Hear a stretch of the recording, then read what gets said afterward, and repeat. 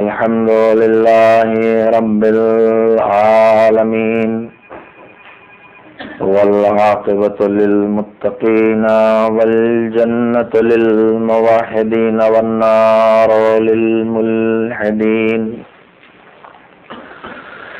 والصلاة والسلام على سيد الأنبياء والمرسلين سيدنا ونبينا وشفيعنا أبي القاسم محمد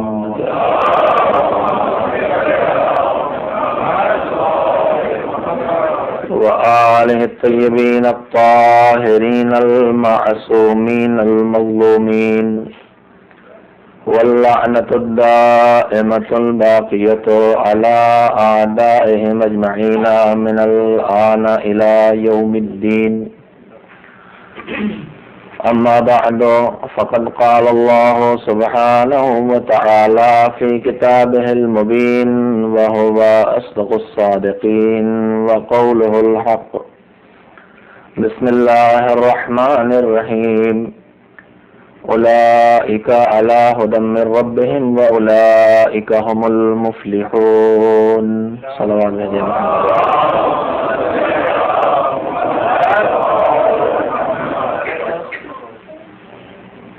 قرآن کریم کچھ خاص انسانوں کی طرف اشارہ کر کے یہ اعلان کر رہا ہے کہ یہی وہ لوگ ہیں جو اپنے رب، اپنے پالنے والے کی جانب سے ہدایت کے راستے پر ہیں، سیدھے راستے پر ہیں، اور یہی وہ لوگ ہیں جو نجات پانے والے ہیں، جو کامیاب ہونے والے ہیں، جو فلاح پانے والے ہیں۔ کون ہیں وہ لوگ جنہیں قرآن ہدایت یافتہ ہونے کا سرٹیفکیٹ دے رہا ہے، اور کون ہیں وہ لوگ جنہیں قرآن نجات پانے کا یقین دلا رہا ہے؟ قرآن نے ان لوگوں کو پہچانوایا ہے۔ سورہ بقرہ کی ابتدائی آیات میں سب سے پہلے کلام اللہ کے معجزہ ہونے کی طرف اشارہ،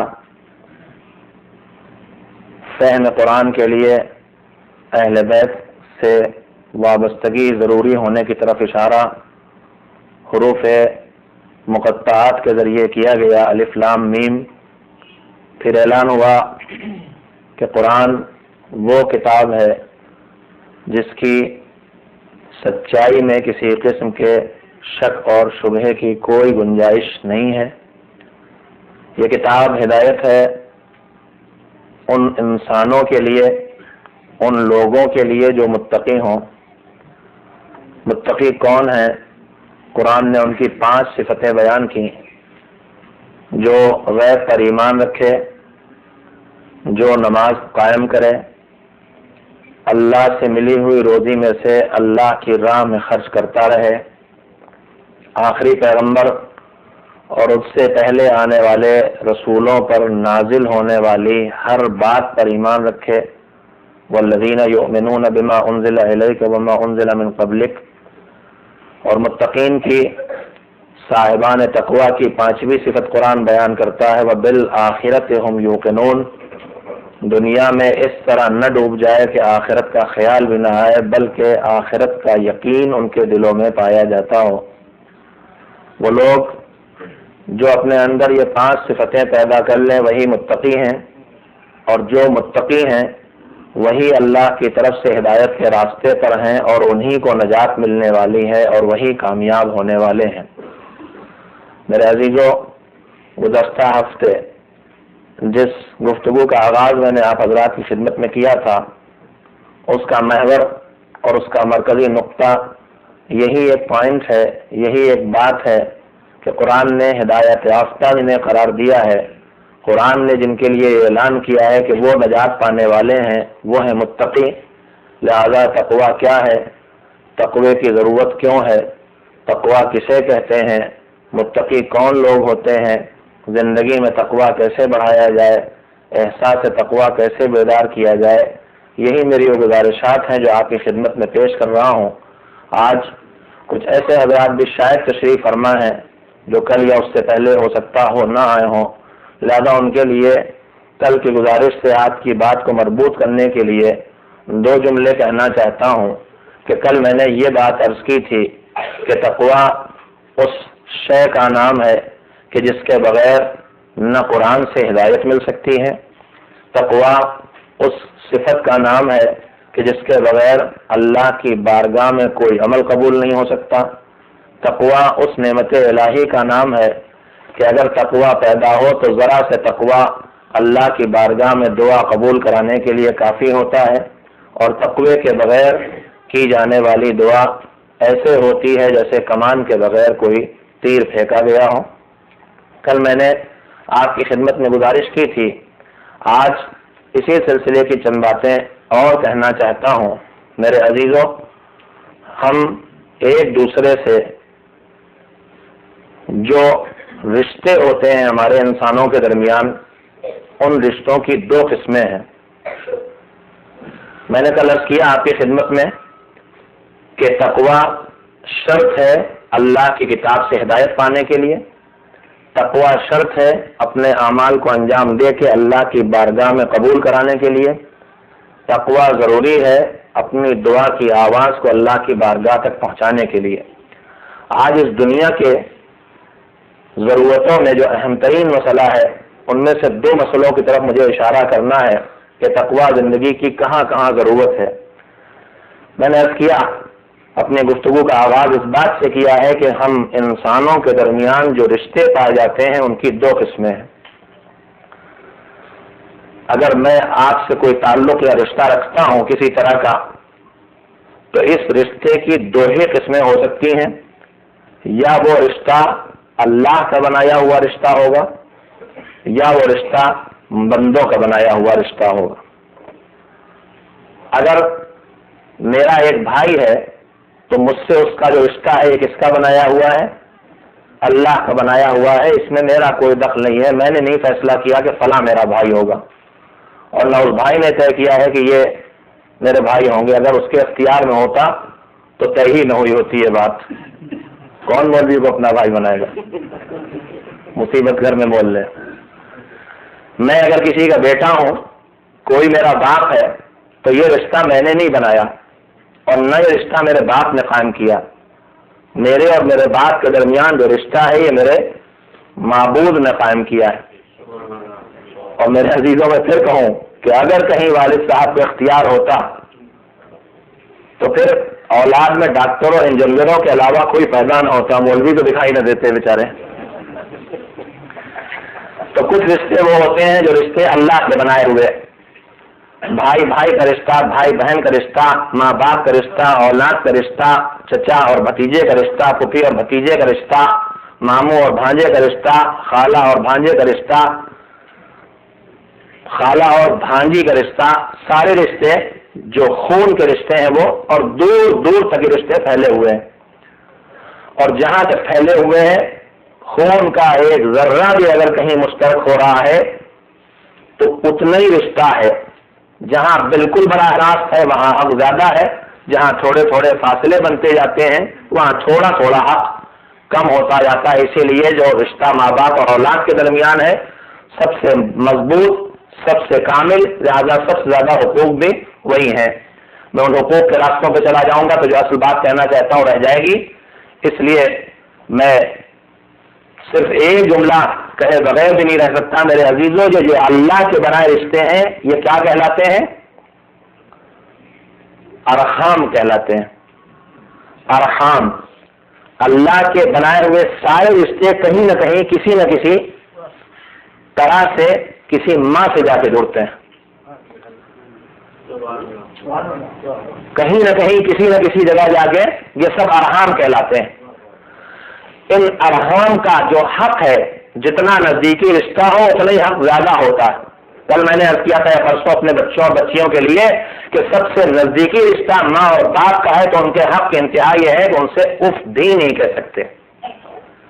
ان کے حق کی انتہا یہ ہے کہ ماں باپ کو یہ نوبت نہ آئے کہ وہ اپنے صاحبزادے سے کہیں کہ بیٹا مجھے آج ایک पैकेट बिस्किट ला दीजिएगा जरा। माँ बाप की जरूरतों का एहसास उनके मुतालबे से पहले औलाद करे और उसे पूरा करे, ये माँ बाप कहाँ रखा गया।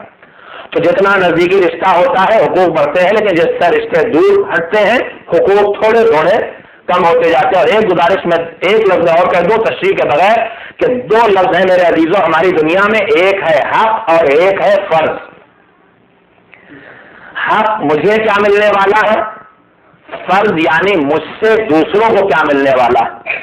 हमारी सोसाइटी में अक्सर झगड़ों की बुनियाद ये होती है कि हम हक लेना जानते हैं, फर्ज अदा करना नहीं जानते। और अल्लाह ने जिसका जितना हक रखा है उस पर उतना ही फर्ज रखा है। फर्ज है इसीलिए हक है।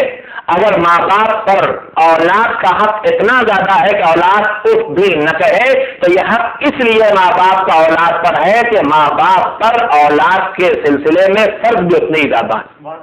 तो जितना फर्ज होता उतना अल्लाह हक रखता है, और जितना हक देता उतने फराइज जिम्मे करता है, और जितने जितने फराइज कम होते हैं हुकूक भी कम होते हैं। मगर जहां तक रिश्तेदारी बाकी अल्लाह की बनाई हुई वो सब कहलाते हैं अरहाम। मेरे अजीजों एक फिक्रा कहना चाहता हूं, कानों में पड़ी हुई बात कभी न कभी आदमी के काम आ जाती है। मेरे दोस्तों, मेरे अजीजों, इस मादी माहौल की बिगड़ी हुई आदतों में से एक खराब आदत हमारी ये है कि हम अरहाम से धीरे धीरे दूर होते जाते हैं। और हम जिन मुल्कों से निकल के आए हैं वहां अरहाम से दूर तो नहीं होते हैं, लेकिन मिलते रहते हैं, लड़ते रहते हैं।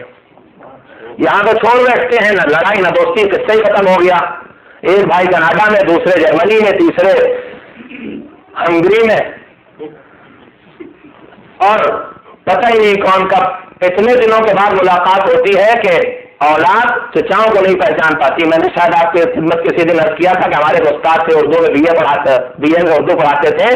तो एक दिन वो कहने लगे कि मसरूफ दुनिया, आज से 20 साल पहले की बात है, कहने मसरूफ दुनिया की हालत हो गई। एक साहब आए शिकायत करने लगे, कहने मौलाना सुबह घर से जाग के लिए जाते हैं, बड़ी दूर जाना पड़ता, ट्रेन पकड़ना पड़ती दूसरे शहर में, सुबह निकल जाते हैं बच्चों के उठने से पहले, बच्चे बाद में जागते हैं, हम उठ के ट्रेन पकड़ना होती 5 बजे की, 9 बजे जाग के पहुंचना होता है, चल पड़ते हैं, और शाम को 10 बजे रात में वापस आते हैं, बच्चे सो चुके होते हैं।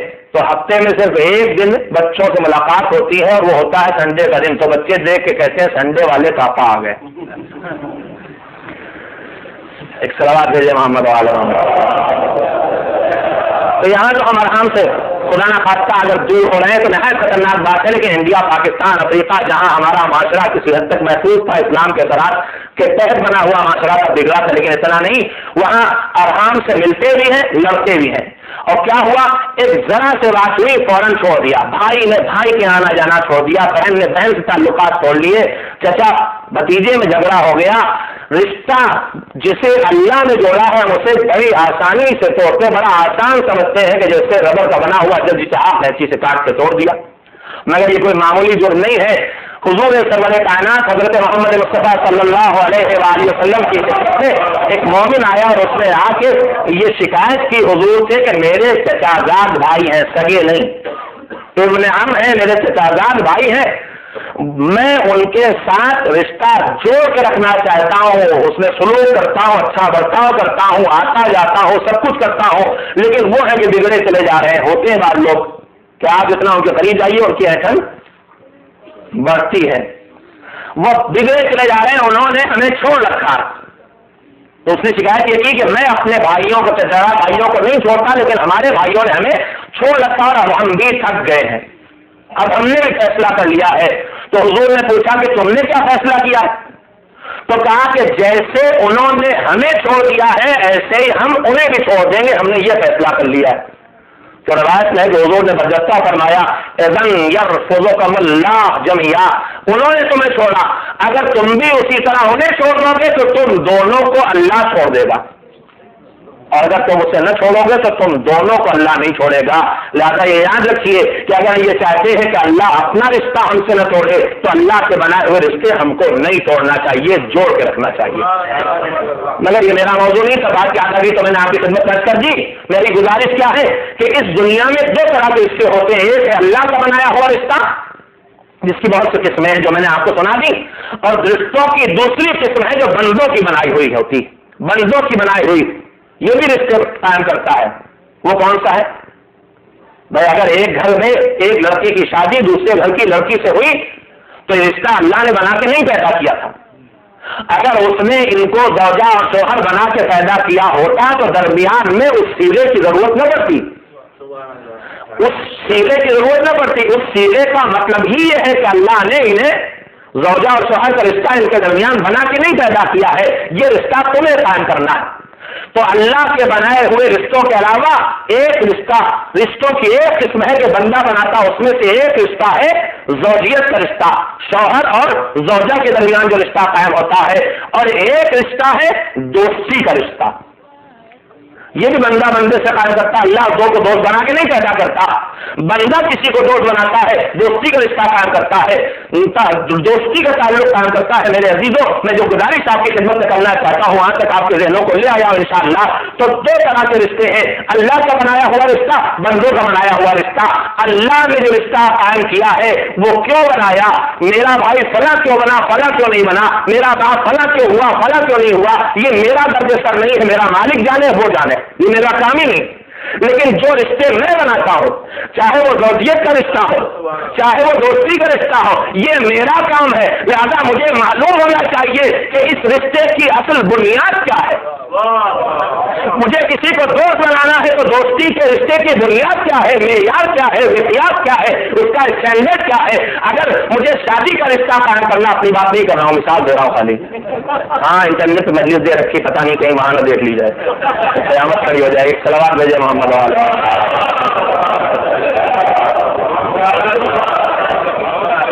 ایک اور صلوات وہ دیکھیے. اگر مجھے زوجیت کا رشتہ قائم کرنا ہے، اپنے بیٹے کی شادی کرنا ہے، کسی گھر سے بچی لانا ہے، وہ میری بہو بن جائے گی. اور رشتہ بھی کتنا محکم ہے، بالکل اجنبی تھی، دیکھنا حرام تھا، میری بہو بن کے آئی تو میری بیٹی کی حیثیت پہ آ گئی. اللہ نے بندے کو کتنا اختیار دیا ہے. جو کسی اور کی بیٹی تھی اس کی حیثیت تمہارے لیے وہی تقدس اس نے پا لیا. ان دو کلموں کے ذریعے تمہارے گھر میں تمہارے بیٹے کی زوجہ بن کے آئی ہے، تمہاری بیٹی بن کے آئی ہے. تم اس کے لیے محرم بن گئے، وہ تمہارے لیے محرم بن گیا. تم اس کے لیے باپ کی حیثیت رکھتے ہو، تمہارے لیے بیٹی کی حیثیت رکھتا.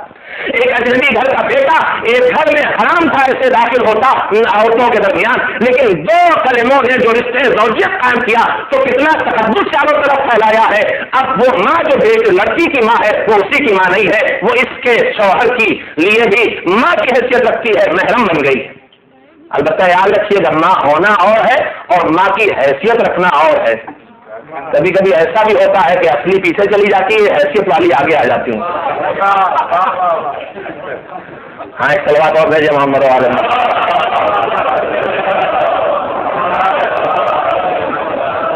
ہاں میں آپ سے سچ بتاؤں، یہ ساس اور سسر کے رشتے جو ہیں بڑے محترم رشتے مگر ہوتے تھوڑے خطرناک بھی ہیں. میں ایران میں پڑھتا تھا، زیر تعلیم تھا. میرے آپ سوچ رہے ہیں خالص ذاتیات خسر معظم کا انتقال ہو گیا جو میرے حقیقی ماموں بھی تھے. تو جو ہم چھٹی لینے گئے کہ ہم واپس وطن جانا چاہتے ہیں، جو ہمارے ذمہ دار تھے انہیں کسی نے بتایا کہ ان کے خسر کا انتقال ہو گیا. کہنے لگے رو کیوں رہے ہو؟ اچھا ایک سلوات اور دیتے محمد والے. میرے عزیزوں، جو رشتے اللہ نے بنائے وہ جانے، اس کی مسئلہ کیا جانے، لیکن جو رشتے مجھے بنانا ہے یا زوجیت کے رشتے ہیں یا دوستی کے رشتے ہیں، اس رشتے کے قائم کرنے کی بنیاد کیا ہے وہ میں آپ کی خدمت میں کرنا چاہتا ہوں. دوستی کا رشتہ مجھے قائم کرنا ہے کہیں سے، تو اس کی بنیاد کیا، اس کا اسٹینڈرڈ کیا، اس کا معیار کیا، اس کا مقیاس کیا ہے. اور اگر میں زوجیت کا رشتہ اپنے کنبے میں اپنی بیٹی کو کا رشتہ، اپنے بیٹے کا رشتہ، اپنے بھائی کا رشتہ، اپنے بھتیجے کا رشتہ، اپنا رشتہ، کوئی بھی رشتہ قائم کرنا چاہتا ہوں زوجیت کے ذریعے، تو اس کا معیار کیا میرے عزیزوں؟ دو کلمے آپ کی خدمت میں کرنا چاہتا ہوں. میرے عزیزوں دوستی کا رشتہ سنو اور زوجیت کا رشتہ قائم کرنے کا معیار سنو. زوجیت کا رشتہ جو زیادہ اہم رشتہ ہے، جو خاندانوں کو جوڑتا ہے، جو اگلی نسلوں کے وجود میں لانے کا ذریعہ بنتا ہے، یہ وہ رشتہ ہے جب یہ رشتہ قائم ہوتا ہے تو الہی رشتوں کا آغاز ہوتا ہے. آپ ذرا سوچے تو کہ جتنے اللہ کے بنائے رشتے ہیں یہ اس وقت تک شروع نہیں ہوتے ہیں جب تک کہ بندے کا بنایا ہوا رشتہ عالم وجود میں آ جائے.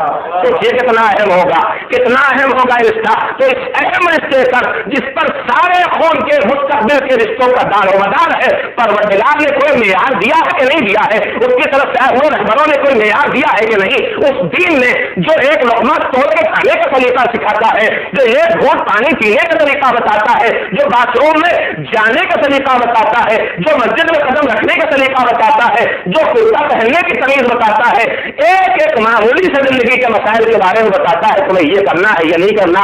کیا وہ دین زندگی کے اتنے بڑے مسئلے کو بالکل یوں ہی چھوڑ کے گیا؟ اس نے کوئی معیار نہیں بنایا.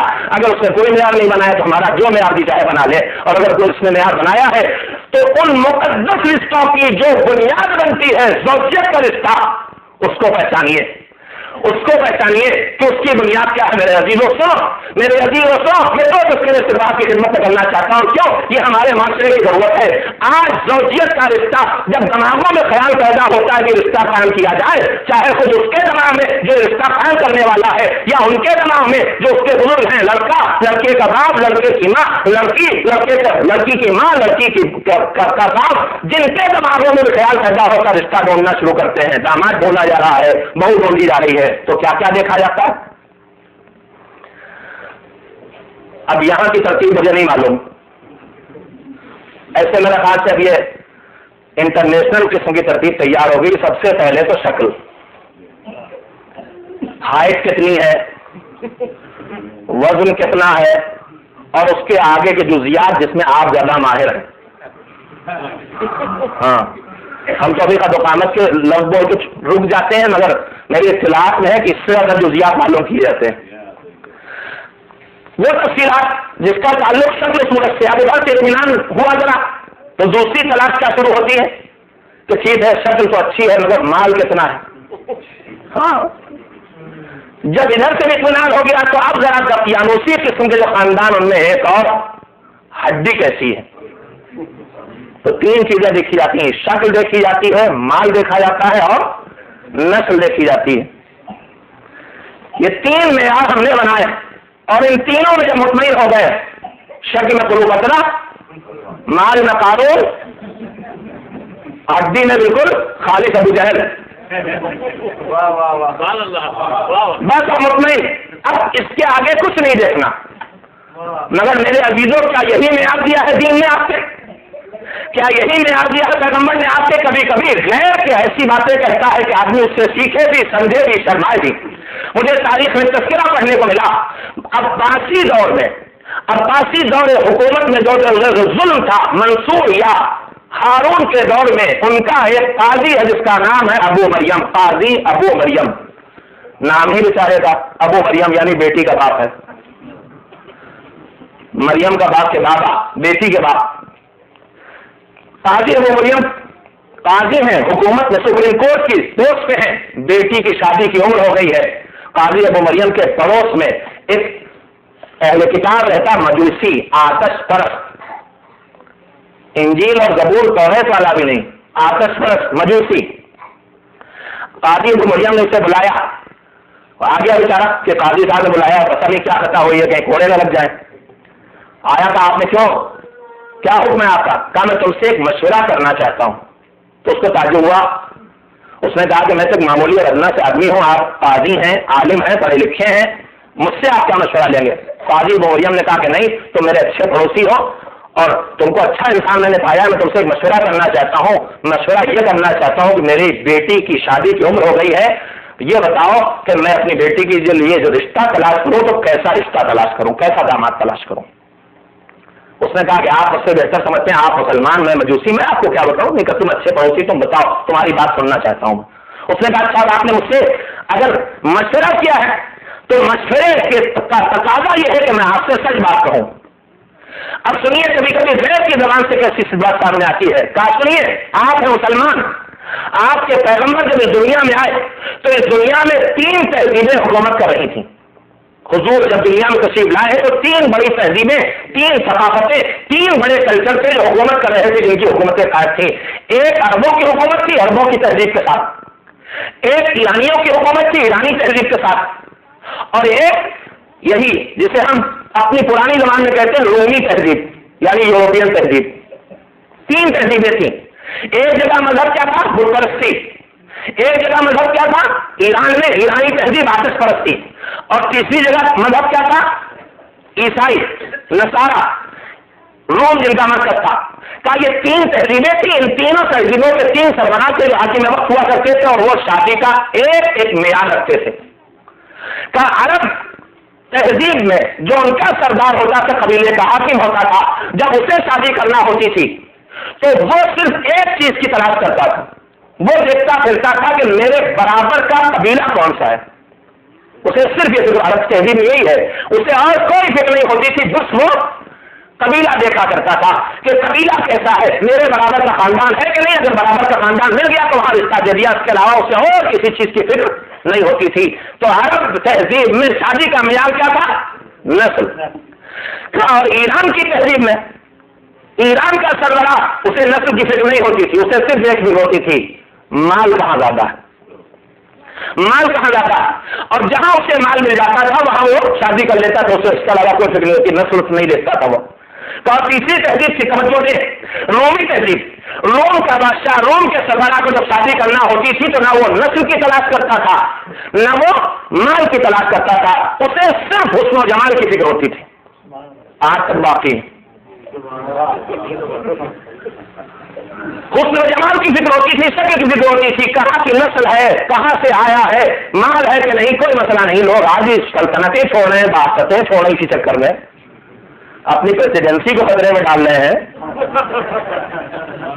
تو آج تک وہ آپ کی تہذیب کا 3 تہذیبیں تھیں. توجہ فرمائے جو گفتگو 3 تہذیبیں. عرب نسل دیکھتا تھا، ایرانی مال دیکھتا تھا، اور رومی عیسائی شکل دیکھتا تھا. اس نے کہا مگر جب تمہارے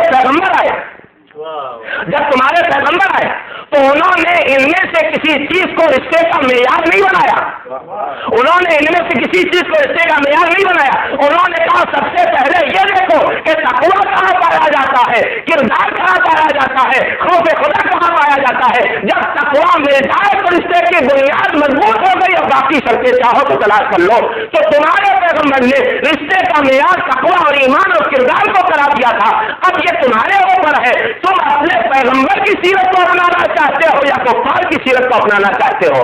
میرے عزیزوں مجھے معاف کریں گے اگر میں یہ کہوں کہ آج ہماری امت مسلمہ کا حال یہ ہے کہ تینوں کافر تہذیبوں نے جو رشتے کا معیار دیا تھا وہ ہم دیکھتے ہیں. مال کی تلاش ہوتی ہے، نسل کی تلاش ہوتی ہے اور شکل کی تلاش ہوتی ہے. مگر جو معیار اسلام نے دیا تھا رشتے کا، جس کا نام تقویٰ ہے، جس کا نام ایمان ہے، جس کا نام کردار ہے، اس کی فکر نہیں کرتے. یہی وجہ ہے کہ خاندان ٹوٹ رہے ہیں، یہی وجہ ہے کہ نسلیں بگڑ رہی ہیں، یہی وجہ ہے کہ شادی ہوتے ہی مسائل کھڑے ہونے لگتے ہیں. اصل معیار طے کر لیا جائے تو یہ مصیبتیں ختم ہو جائیں. ایک صلوات بالجل کے روزے محمد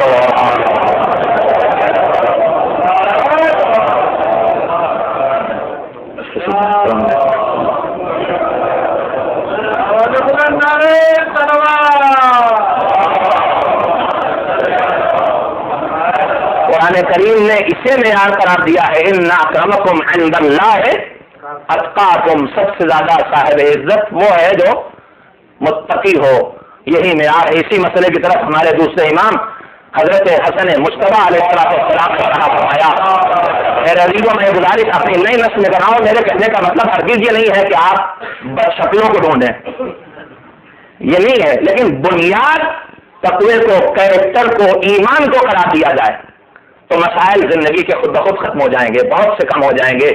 دوسرے امام نے ایک وصیت کی ہے، ایک نصیحت فرمایا کہ جب تمہیں رشتہ کرنا ہو اپنی بیٹی کا تو تلاش کرنا ایسے لڑکے کو، ایسے داماد کو جس کے دل میں تقویٰ ہو، خوف خدا ہو. کیوں؟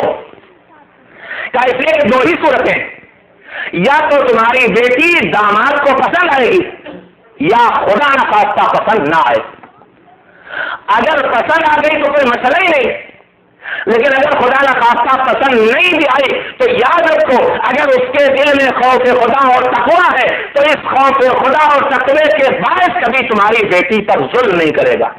میرے عزیزوں، یہ اس بنیادی رشتے کی بنیاد ہے تقویٰ، جس رشتے پر سارے رشتوں کا دار و مدار ہے۔ یہی رشتے ازدواج قائم ہوتا ہے تو ایک باپ بنتا ہے، ایک ماں بنتی ہے، اگلی نسل چلتی ہے تو اولاد آتی ہے، کوئی بیٹا بنتا ہے، کوئی بیٹی بنتی ہے، پھر بھائی بہن بنتے ہیں۔ یہ جتنے اللہ کے بنائے رشتے ہیں ان سارے رشتوں کی بنیاد قرار دیا ہے اللہ نے رشتے زوجیت کو۔ اس لیے یہاں پر سب سے بنیادی بات ہے ایمان اور تقویٰ، اسے معیار قرار دیا جانا چاہیے۔ یہ ایک گزارش ہے میری جو مجھے آپ کی خدمت میں کرنا تھی۔ اور دوسرا رشتہ جو ہم آپ قائم کرتے ہیں وہ کون سا ہے؟ دوستی کا رشتہ۔ دوستی کے رشتے کا معیار کیا ہے؟ دوستی کے رشتے کی اہمیت سمجھتے ہیں؟ میرے سامنے کچھ روایات ہیں، ان سب کو آپ کی خدمت میں پیش کرنے کا وقت بھی نہیں ہے۔ دوستی جو بظاہر دوستی ہوتی ہے، لیکن یہ دوستی کیسی دوستی ہوتی ہے؟ مولا کائنات امیر المومنین حضرت علی طالب علیہ السلام، میں نے گزارش آپ کی خدمت میں اس لیے کی ہے کہ ہماری اس سوسائٹی کے مشکل ترین مسائل میں جن پر فوراً فیصلہ کرنے کی ضرورت ہے اور گائیڈ لائن دینے کی ضرورت ہے اگلی نسلوں کو، یہ علماء ماشاءاللہ کر رہے ہیں مسلسل اس کام کو، لیکن بار بار یاد دلانے کا فائدہ ہوتا ہے۔ ان میں سے ایک موضوع ہے کسے دوست بنائیں اور کسے دوست نہ بنائیں۔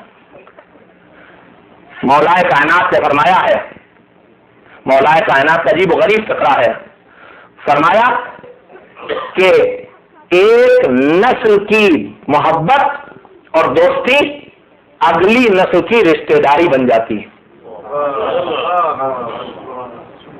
فرمایا ہے کہ مودۃ الآباء، پچھلے ماں باپ ایک نسل کی آپس کے تعلقات، دوستیاں، یہ کیا بن جاتی ہیں؟ قرابۃ الابناء، اگلی نسل میں رشتہ داریوں سے بدل جاتی ہیں۔ تو میرے عزیزوں، آپ دوستی کے لیے جدھر قدم چاہیں بڑھا لیں، لیکن یہ سمجھ لیں کہ جدھر آپ کے دوستی کے قدم بڑھ رہے ہیں اگلی نسل کے قدم ادھر رشتہ داریوں کے ساتھ آگے بڑھیں گے۔ لہذا یہ سوچ سمجھ کے دوستی کے راستے پہ بڑھیے گا۔ یہ تو اگلی نسل کے لیے اور اپنے لیے فرمایا حضور سرور کائنات حضرت محمد مصطفیٰ صلی اللہ علیہ وآلہ وسلم نے فرمایا کہ اگر من کان یؤمن باللہ والآخرہ، جس کا ایمان اللہ پر ہو اور جس کا ایمان آخرت پر ہو۔ اس سخت لہجے کا مطلب کیا ہے؟ یعنی جو بات کہنے والے ہیں اگر اس کی مخالفت کی جا رہی ہے تو اس کا مطلب اللہ اور آخرت پر ایمان کمزور ہے۔ کہا جس کا ایمان اللہ پر اور جس کا ایمان آخرت پر ہو کیا کرے؟ فرمایا فلا یولین کافرا ولا یخلقن فاجرا، جس کا اللہ پر ایمان اور آخرت پر یقین ہو وہ کسی کافر کو کبھی دوست نہ بنائے اور کسی فاجر کے ساتھ کبھی اٹھنا بیٹھنا نہ کرے، دوستانہ برتاؤ نہ کرے۔ کیوں؟ اس کی وجہ بتائی۔ فرمایا اس لیے کہ جو کفار سے قلبی تعلق پیدا کرے گا اور جو بدکاروں کے ساتھ اٹھنا بیٹھنا کرے گا، ایک دن وہ آئے گا کہ وہ خود بھی کافر و فاجر کے مرحلے میں اپنے آپ کو کھڑا ہوا پائے گا۔ یہ وہ وارننگ ہے جو ہمارے پیغمبر نے دی ہے۔ اگر ارشاد پیغمبر کا ہے اور وہ ان لفظوں میں کہہ رہے ہیں کہ اللہ اور آخرت پر یقین ہے تو تمہیں یہ فیصلے سوچ سمجھ کے کرنا چاہیے۔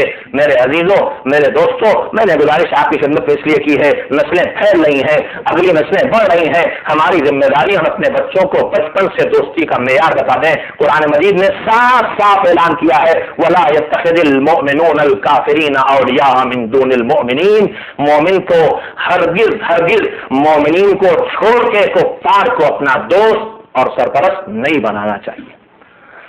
یہاں بھی معیار کیا ہے؟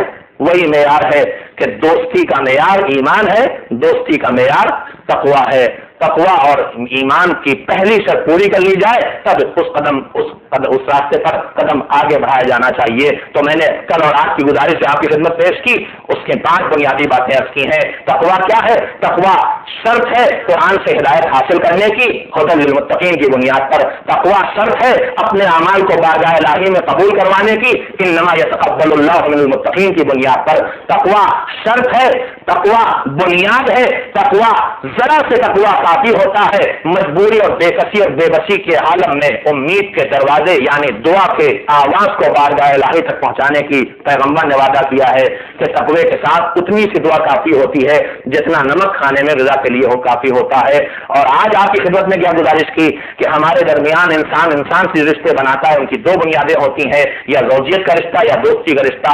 دونوں جگہ ایک ہی معیار قرار دیا گیا ہے، چاہے وہ زوجیت ہو چاہے وہ دوستی ہو. پہلے ایمان کو دیکھنا چاہیے، پہلے کردار اور تقوی کو دیکھنا چاہیے. جب یہ شرطیں پوری ہو جائیں تب اس راستے پر قدم آگے بڑھانا چاہیے. اب اس کے بعد جو وقت بچا ہے اس میں کل کی گزارش سے مربوط ایک چھوٹی سی بات اور آپ کی خدمت میں کہنا چاہتا ہوں. کل میں نے عرض کیا تھا کہ تقویٰ امام کے ارشاد کی روشنی میں آسان ترین زبان میں کیا ہے؟ اللہ جہاں بلائے وہاں سے غائب نہ ملو، اللہ جہاں سے ہٹائے وہاں موجود نہ ملو. یہ ہے تقویٰ، جس کو اور آسان روز کی زبان میں کہہ سکتے ہیں. یعنی کوئی واجب چھوٹنے نہ پائے اور کوئی حرام کام ہونے نہ پائے. اسے اور مختصر کر کے کہہ سکتے ہیں کہ تقوی کی پہلی منزل یہ ہے کہ ہم سے کوئی گناہ نہ ہونے پائے. میرے عزیزوں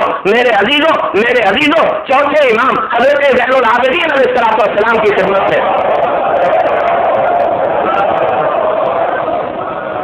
کیسے بہتر سلوات بھیجنے کی امید لگاؤں آپ سے.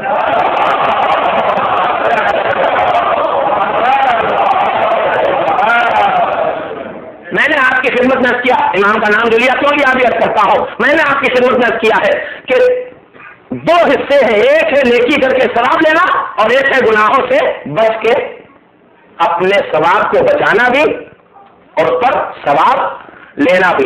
گناہ ایک وہ ہوتا ہے جو تنہائیوں میں آدمی انجام دے، وہ جرم جتنا بھی سنگین ہے، یہی جرم کئی گنا بڑھ جاتا ہے جب میرے گناہ کرنے کے باعث کسی اور کو گناہ کے اندر گناہ کا جذبہ، خیال، تصور پیدا ہو. میں نے کسی دن کیا تھا کہ اگر میں نماز صبح کے وقت روز سوتا رہتا ہوں کہ میرے بچے، میرے بیٹے، میری بیٹی کو یہ راستہ دکھا رہا ہوں کہ نماز نیند کے لیے چھوڑی جا سکتی ہے. اب یہ وہ جرم ہو رہا ہے کہ جو جرم اس لیے سنگین ہے کہ نسلوں میں بے نمازی بننے کا حوصلہ دیا جا رہا ہے.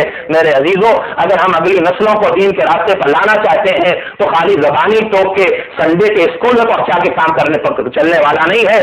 ہمیں اس پہ عمل کر کے دکھانا پڑے گا. ہم خود عمل نہ کریں اور بچے سے عمل کی امید رکھیں، یہ ہونے والا نہیں ہے. آپ کی تھکن کم کر دو ذرا سے سنیں. ہمارے ہندوستان کا واقعہ ہے، قرآن پڑھایا جاتا ہے تو اس سے پہلے بغدادی قاعدہ پڑھایا جاتا تھا. البتہ اب ادارے تنظیم المکاتب نے قوم کو بغدادی قاعدے سے نکال کے امامیہ قاعدے تک پہنچا دیا ہے. ہاں، ہمارا قاعدہ جو عربی سے پہلے قرآن سے پہلے پڑھاتا ہے اس کا نام ہے امامیہ عربی قاعدہ. کربلائی ہوتا، نجفی ہوتا تو رہتا. قرآن کا تعلق کربلا اور نجف، مکہ و مدینے سے، بغداد سے تو مجھے دکھائی نہیں دیتا. خیر، تو بغدادی قاعدہ پڑھایا جاتا تھا. اس میں شروع میں الف بے سے شروع ہوتا تھا، الف زبر آ، بے زبر با، الف زیر اے، بے زیر بے، اور نہ جانے کیا. آپ نے پڑھا ہوگا آنا ہونا ہینا بانا بونا بینا تانا تونا تینا، پڑھا ہوگا ضرور. جتنے میرے بزرگ بیٹھے ہیں میری ان کے اور سے بڑے آپ تک یاد ہے، اس لیے کہ وہ پنکھیاں پڑتی تھیں.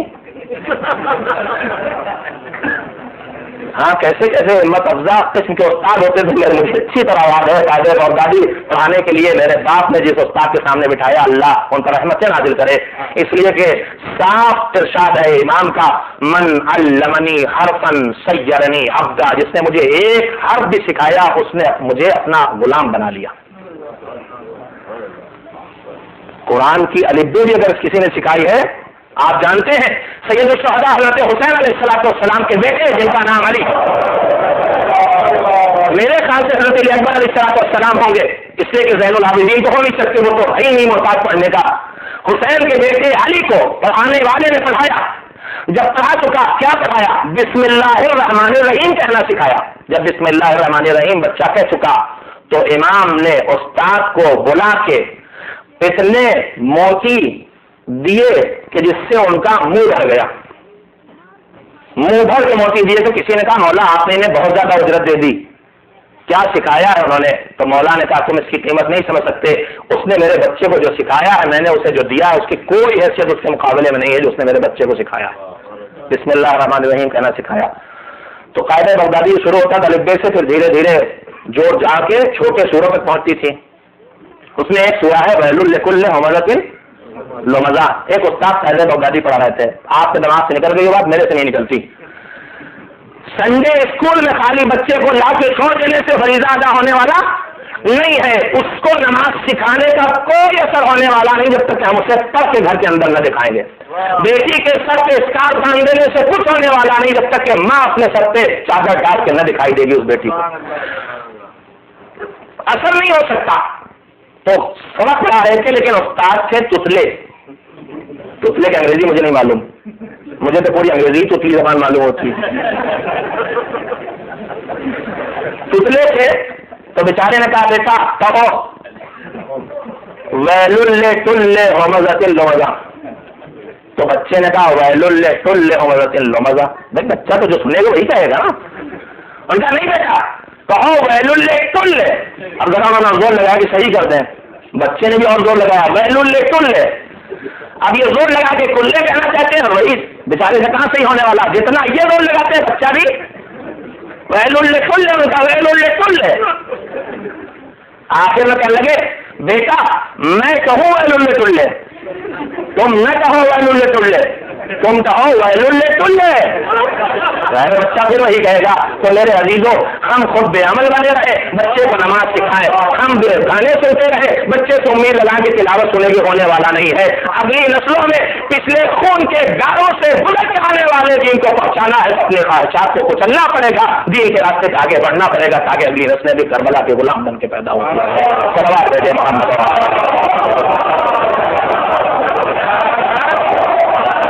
اگر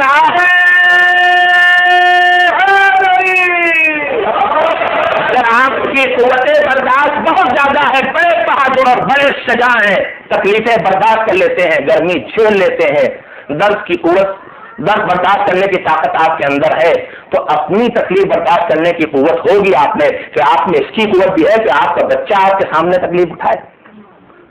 خدا نخواستہ میں بڑا مضبوط ہوں, میں جلتی ہوئی شمع پر اپنی انگلی رکھ سکتا ہوں. میں مثال دے رہا ہوں, قطن مضبوط نہیں ہوں, جلتی ہوئی شمع پہ اپنی انگلی رکھ سکتا ہوں. اگر میرے اندر اتنی قوت برداشت ہے بھی تو کیا میرے اندر اتنی قوت برداشت ہے کہ میرے کمسن بچے کی انگلی جلائی جائے شمع سے, ہاتھ جلایا جائے شمع سے؟ نہیں ہے نا.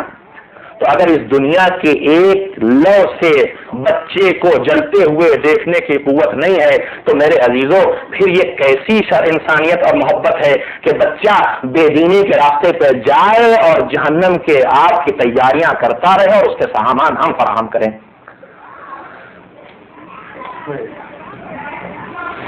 چوتھے امام حضرت زین العابدین علیہ السلام کا ارشاد نہیں ہے بلکہ ان کی زندگی کا ایک سبق بھی ہے.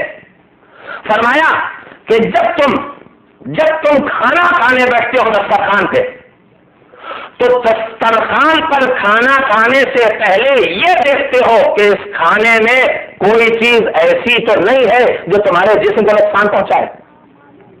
اور یہاں تو کوئی چیز خریدی جاتی ہے تو پہلے کیا نیوٹریشن انگریڈینٹس فیکٹس لکھے ہوتے ہیں. آپ تو دو وجہوں سے پڑھتے ہیں, ایک یہ دیکھنے کے لیے کہ اس میں کوئی حرام چیز نہیں ملی ہوئی, لیکن آپ کے لیے تو نہیں لکھا جاتا. وہ کس کے لیے لکھا جاتا ہے؟ اس میں فیٹ کتنا ہے, اس میں شوگر کتنی ہے, اس میں فائبر آئرن کتنا ہے, فائدے والی چیز کتنی, نقصان والی چیز کتنی. اور اس کے بعد ہم یہ کھاتے ہیں, ہم یہ نہیں کھاتے, ہم یہ کھاتے ہیں, ہم یہ نہیں کھاتے. امام نے فرمایا عجبت لمن يحتمي من الطعام لمغوته كيف لا يحتمي من الذنوب لمعرته. مجھے تعجب اس انسان پر جو کھانے سے اس لیے پرہیز کیا کرتا ہے کہ اس کا نقصان اسے پہنچے گا, وہ گناہوں سے کیسے پرہیز نہیں کرتا ہے کہ اس کی بربادی اس پر پہنچنے والی. اگر ہم خود غذا کھانے سے پہلے بچے کو پڑھ کے کھلاتے ہیں تو میرے عزیزوں دین کی تعلیم میں جو چیز اس کی روح کے لیے نقصان دہ اس سے بچانے کی ذمہ داری کس کی ہے؟ جو اس کے کردار کو بگاڑنے والی آوازیں اس سے بچانے کی ذمہ داری کس کی ہے؟ جو اس کے مستقبل کو تباہ کرنے والا ماحول اس سے بچانے کی ذمہ داری کس کی ہے؟ جو اسے آتش جہنم کی طرف لے جانے والا ہے اس سے بچانے کی ذمہ داری کس کی ہے؟ اسی بات کو چوتھے امام کے دادا مولا کائنات علی بن ابی طالب علیہ السلام نے فرمایا تھا. فرمایا کہ اگر رات کی تاریخی پھیلی ہوئی ہو اور اس تاریخ رات میں تم کھانا کھانے بیٹھو تو تم کھانے کے دسترخوان پر ایک چراغ جلا जलाते हो, शमा जलाते हो, क्यों जलाते हो? इसलिए जलाते हो कि अंधेरे में कहीं कोई ऐसी चीज जो तुम्हारे जिस्म के अंदर न पहुंच जाए, जो जिस्म को नुकसान करने वाली हो। तो मेरे अजीजों, मौला ने कहा कि जब तुम दस्तरखान पर बैठते हो तो रोशनी कर लेते हो, चराग जला लेते हो ताकि जिस्म को नुकसान पहुंचाने वाली कोई चीज जिस्म में न पहुंच जाए। तो फिर तुम अपनी जिंदगी में इल्म का चराग क्यों नहीं रोशन कर लेते ताकि उस इल्म की रोशनी में कोई चीज ऐसी तुम्हारे वजूद में न पहुंचे जो तुम्हारी रूह को नुकसान पहुंचाने वाली हो। मेरे अजीजों, जितनी फिक्र अपनी है उससे 1000 गुना फिक्र अपनी अगली नस्ल की होती है। मैं ये बात जानता हूं कि जब तक इंसान साहिब औलाद नहीं होता अपने लिए जीता है, जब साहिब औलाद बन जाता है तो फिर अपने लिए नहीं जीता, अपनी अगली नस्लों के लिए जीता है। आप औलाद वाले होने के बाद सारी फिक्र होती है कि क्या इनके लिए कर जाए, मकान बना जाए, घर का इंतजाम कर दे, खुदा न खास्ता नावक मौत आ जाए तो कुछ इंश्योरेंस को छोड़ जाए, कुछ बैलेंस को जो छोड़ जाए। तो कितनी जिंदगी है इस दुनिया की जिसके लिए अपने बच्चे की फिक्रमंदी हो रही है। इंशाअल्लाह 100 साल की जी आपका बच्चा, मगर 100 साल है जिंदगी ना ज्यादा से ज्यादा। तो अगर 100 साल की बच्चे की जिंदगी के सारे इंतजाम आप उसकी पैदाइश से पहले शुरू कर देते हैं तो मेरे अजीजों, वो आखिरत की जिंदगी जो न मिटने वाली है, वो आखिरत की जिंदगी जो न फना होने वाली है, उसका इंतजाम इस बच्चे के लिए किसकी जिम्मेदारी है? उसका इंतजाम भी आपकी जिम्मेदारी है, आपकी जिम्मेदारी है। कोई नजीब ग़िज़ा न पहुंचे, गलत माहौल में न पढ़ने पाए, घर के अंदर से बुरी बातें न सीखने पाए। यही गुजारिश मुझे आज आपकी खिदमत में करना था। गुनाह तो सब गुनाह है, मगर गुनाहों में वो गुनाह बड़ा खतरनाक होता है कि जिसको देख के दूसरा कोई दिमाग में ख्याल गुनाह पैदा हो और वो हमसे तरबियत लेना शुरू कर दे और हमसे सीखना शुरू कर दे। एक सलवात मिलजुल के भेज दे मोहम्मद व आले मोहम्मद। मैंने तकरीबन अपनी बात कह ली, जो बातें रह गई हैं वो कहता रहूंगा। मैंने सुना तो यह था और मुझे यकीन भी है, हुजूर ने फरमाया कि अल्लाह युल्दगुल मुमिनु मिन जुहरिन मरतैन, एक सुराख से कोई मोमिन 2 बार नहीं डसा जाता। भाई अगर एक सुराख है जिसमें सांप है, अगर उसमें एक मरतबा उंगली पड़ी और सांप ने डस लिया तो अब कोई भी दोबारा उस पर हाथ नहीं डालेगा। मोमिन की पहचान है समझदारी, फरासत। पैगंबर ने फरमाया कि एक सुराख से 2 मरतबा कोई मोमिन नहीं डसा जाता है। एक जगह से एक बार चोट खाएगा, दूसरी मरतबा धोखा नहीं खाएगा। आप सब मोमिन भी हैं और रोज चले भी आते हैं मुझे सुनने के लिए, मैं क्या करूं। आखिरी बात सुन ले मेरे अजीजों, एक तरफ है नेकी और एक तरफ है गुनाह। नेकी करके सवाब लेना एक मसला है और गुनाह से अपने आप को बचाना दूसरी मंजिल है। मैं रोज आपकी खिदमत में अर्ज कर रहा हूं कि हाँ, नेकियों पर कोई पाबंदी नहीं है, मसला है अपनों आपको, अपनी अगली नस्लों को गुनाह से बचाने का। चारों तरफ ये माहौल है, आदमी नेकी करे चाहे गुनाह करे, यही बदन है, यही आंख, यही ज़बान, यही कान, यही हाथ, यही पैर है जो नेकी भी लेके आते हैं, यही गुनाह लेके भी आते हैं। नेकी के मुकाबले में गुनाह से बचने की अहमियत के सिलसिले में आखिरी गुजारिश और मसाइब की चंद चक्रे मेरे अजीजों, मैंने अब किया था चौथे इमाम हज़रत ज़ैनुल आबिदीन अलैहिस्सलाम की खिदमत में शब्द आया। ऐसे जिंदगी के तजुर्बे इम्मा के सामने आए हैं ताकि अगली नस्लों तक पैगाम को मुंतकिल किया जा सके। उसने आपके कहा, मौला मैं एक बुरी आदत का शिकार हूं। कहा ना मुब्तला बिन्निसा, कहा मैं एक ऐसे अमल का शिकार हूं, ऐसी बुरी आदत का जिससे अल्लाह नाराज होता है, जिसका किसी सूरत राजी नहीं है। उसने कहा कि वो बदकारी का शिकार है, बदकारी में मुब्तला है। उसने कहा कि वो बदकारी मुब्तला है और उसे एहसास भी है कि वो गलत काम कर रहा।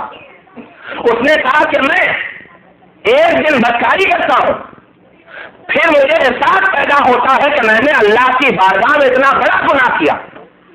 तो इस गुनाह के एहसास के बायस वो उसने कहा कि मैं एक दिन बदकारी करता हूं, फिर पछताता हूं, तो अगले दिन कफारे के तौर पर रोजा रखता हूं। अपनी शरीयत खुद ही मुअय्यन कर ली, वरना ऐसा कोई कफारा नहीं है कि एक दिन एक जुर्म करे आदमी और अगले दिन कफारे का रोजा रखे। जिस तरकारी का वो तस्करा कर रहा था, शादी शुदा करे तो कत्ल है सजा, गैर शादी शुदा करे तो 80 कोड़े। कहा मैं मुब्तला हूं, इस मर्द के शिकार हूं, रोक नहीं पाता, एक दिन बदकारी करता हूं और उसके बाद शर्मिंदा होकर अगले दिन रोजा रखता हूं। उसने कहा मौला अयकून हाज़ा कफ़ारतन लिज़ा, क्या मेरा ये रोजा मेरे इस गुनाह का कफ़ारा बन जाएगा? इमाम ने जवाब दिया सर उठा के, कहा या अब्दुल्लाह, ऐ बंदे खुदा, अल्लाह युहिब्बु अन युता वला युसा, کہا اللہ یہ بات پسند کرتا ہے کہ اس کی اطاعت کی جائے اور اس کی معصیت نہ کی جائے.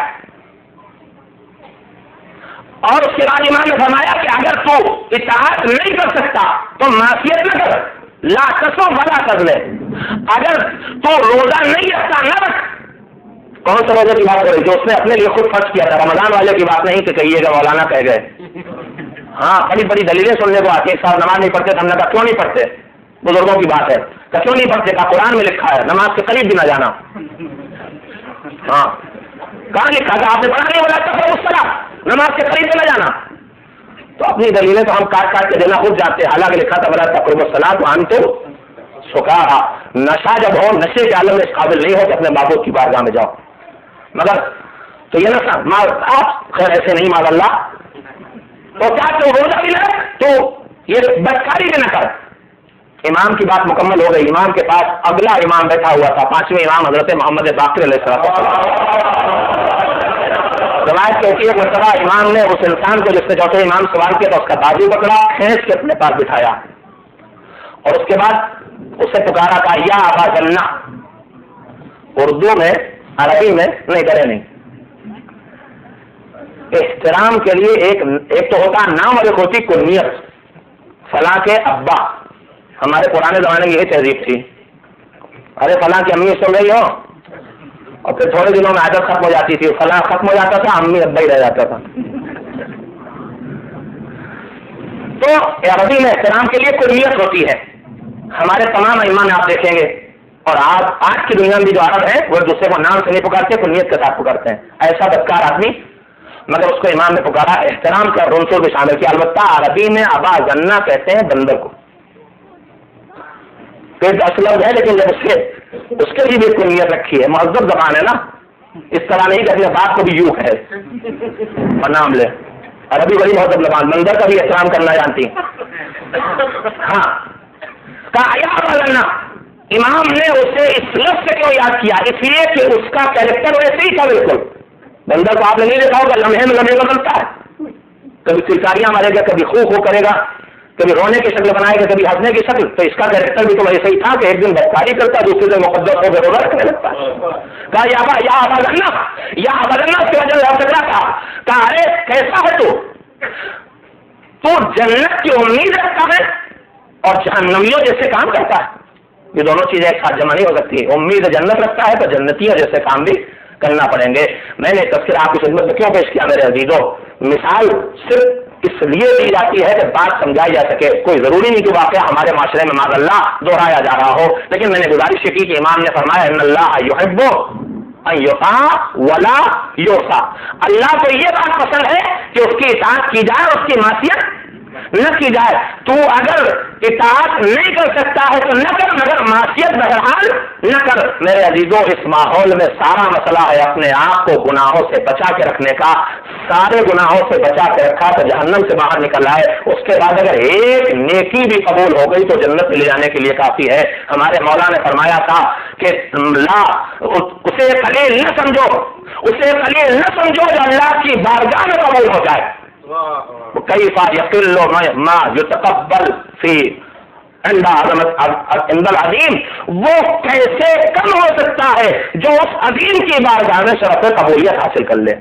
لہٰذا زندگی کا اصول یہ ہونا چاہیے کہ ہم سے گناہ کے راستے پر ہمارے قدم نہ بڑھیں، کوئی واجب نہ چھوٹنے پائے، کوئی حرام نہ ہونے پائے. اس کے بعد انشاءاللہ اللہ کوئی نہ کوئی ایسی نیکی ہمارے ہاتھوں سے انجام دلوا دے گا کہ جو اس کے بارگاہ میں قبول ہونے کے قابل ہوگی اور ہم تقوی کے اس مرحلے میں داخل ہو جائیں گے جس کے بعد کم سے کم جہنم سے محفوظ ہو کے جنت میں قدم رکھ سکتے ہیں. اور اس کے بعد پھر اعمال اور خلوص کی نیتیں ہیں جو جنت کے مرحلوں کو آگے بڑھاتی رہیں گی. میں نے آپ کا بہت وقت لیا، آپ حضرات کا شکر گزار ہوں. آج بھی میں نے آپ کی خدمت میں گزارش کرنا چاہیے وہ صرف اتنی گزارش ہے کہ پروردگار عالم نے تقوی کو معیار عزت قرار دیا ہے، معیار ہدایت قرار دیا ہے، شرط نجات قرار دیا ہے، شرط قبولیت دعا قرار دیا ہے، شرط تعلقات قرار دیا ہے، شرط رشتہ داری قرار دیا ہے. جو موضوع اتنا اہم ہو اسے زندگی کے اہم ترین موضوعات میں سے ایک موضوع بننا چاہیے. کربلا کے میدان میں بھی آپ نظر ڈالیں تو چاروں طرف جو روشنی نظر آتی ہے وہ کس چیز کی؟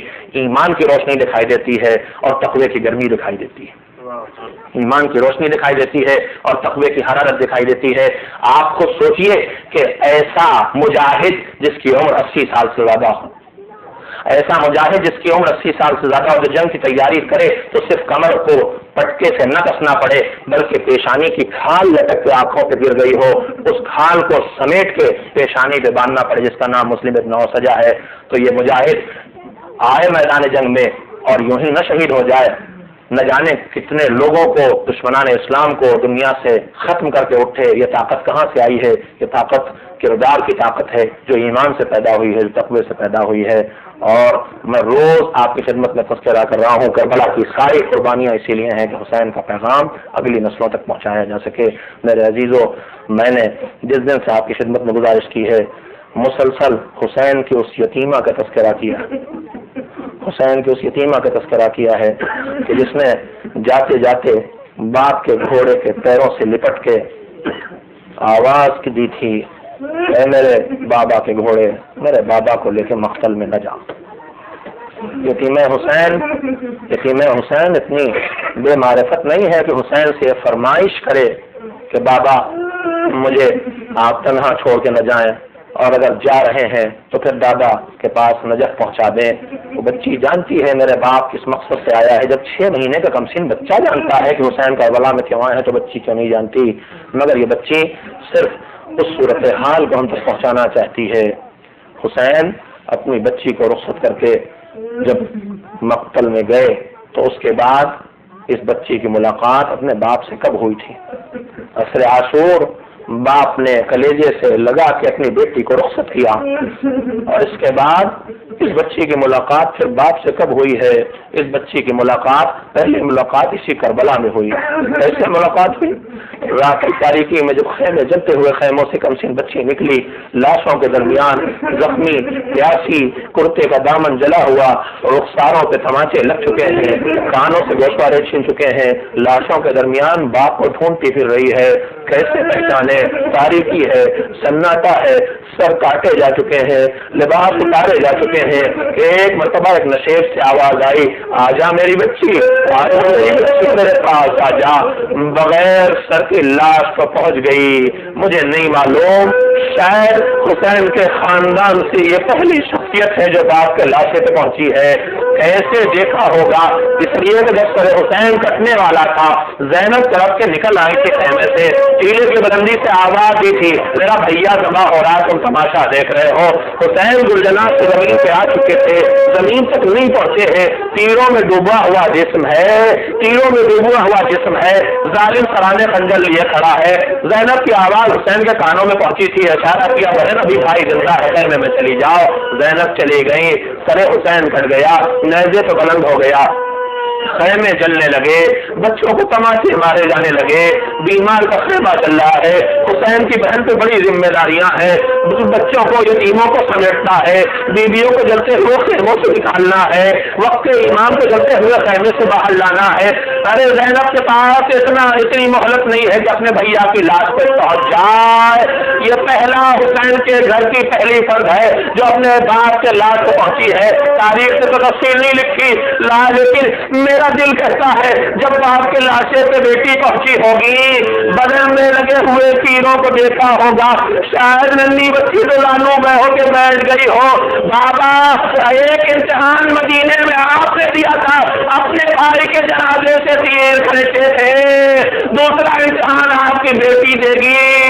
شاید یتیم حسین نے اپنے باپ کے بدن سے تیروں کو نکالا ہو، باپ کے سینہ ملا، سینے پہ نیند آ گئی، زینب تلاش کرتی ہوئی نکلی، پہنچ گئی، باپ سے جدا کر کے لائی۔